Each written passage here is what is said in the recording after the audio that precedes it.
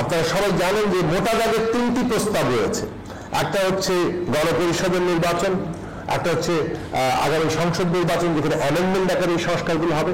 আমরা প্রস্তাব করেছি একটা সংবিধান সংস্কার পরিষদ কিংবা সংবিধান সংস্কার সভার নির্বাচন।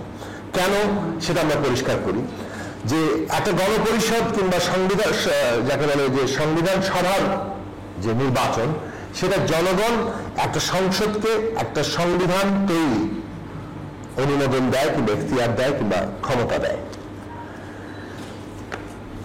আমরা এখানে দেখতে পাচ্ছি যে এই মুহূর্তে বাংলাদেশে এবং অভ্যুত্থান পরবর্তী বাংলাদেশে যেটা নিয়ে কনসেনসাস তৈরি হয়েছে সেটা হচ্ছে বিদ্যমান যে সংবিধান আছে তার মৌলিক সংস্কার করা।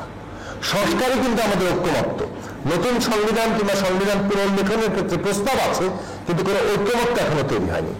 ঐক্যমত্য তৈরি হয়েছে সংস্কার প্রশ্নে এবং সরকার, অন্তর্বর্তী সরকার নিজের সংবিধান সংস্কার কমিশনই গঠন করেছে।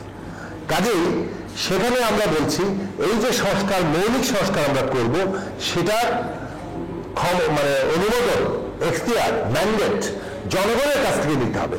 জনগণ যদি এই সংস্কার মৌলিকভাবে করার ম্যান্ডেট দেয় আগামী সংসদকে, তাহলে এই সংস্কার জনগণের ম্যান্ডেট নিয়ে হবে। কাজে এক্ষেত্রে আদালত একে চ্যালেঞ্জ না করে উল্টো একে সুরক্ষা দেওয়ার দায়িত্বের মধ্যে যাবে।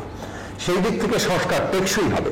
সে কারণে আমরা বলছি সংবিধান সংস্কার পরিষদ কিংবা সংবিধান সংস্কার সভা নির্বাচনী এই সংস্কারকে টেকসই করতে পারে, জনগণের ম্যান্ডেট নিয়ে করতে পারে। কেননা সংবিধান হচ্ছে জনগণের ইচ্ছা এবং অভিপ্রায়ের প্রকাশ, সেটা খোদ সংবিধানে লেখা আছে। কাজে আগামী সংসদ নির্বাচন, সংবিধান সংস্কার সভা নির্বাচন এবং জাতীয় সনদ অর্ডিন্যান্স আকারে করা এবং জাতীয় সনদের দুটো অংশ তৈরি করা।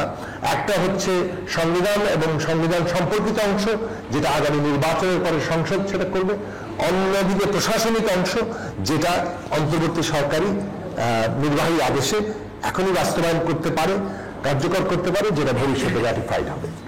এই হচ্ছে মোটা দাগে বাস্তবায়ন অংশে আমাদের বক্তব্য। ফলে ঐক্যমত্য এবং বাস্তবায়ন অংশে আমরা এই বক্তব্য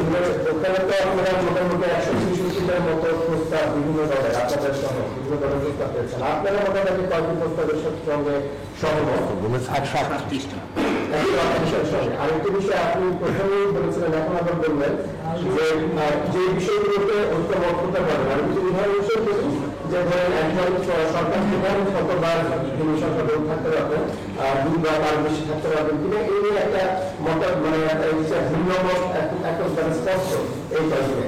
তো আপনারা আসলে কিভাবে সেটা জনগণের মতামত জানতে চাইছেন? মানে দলগুলো তাদের মতামত দিচ্ছে, জনগণের মতামতের কথা আপনি বলবেন, সুযোগ প্রস্তাব, কিন্তু সেটা আসলে প্রস্তুতিটা এটা কিন্তু একটু ক্লিয়ার।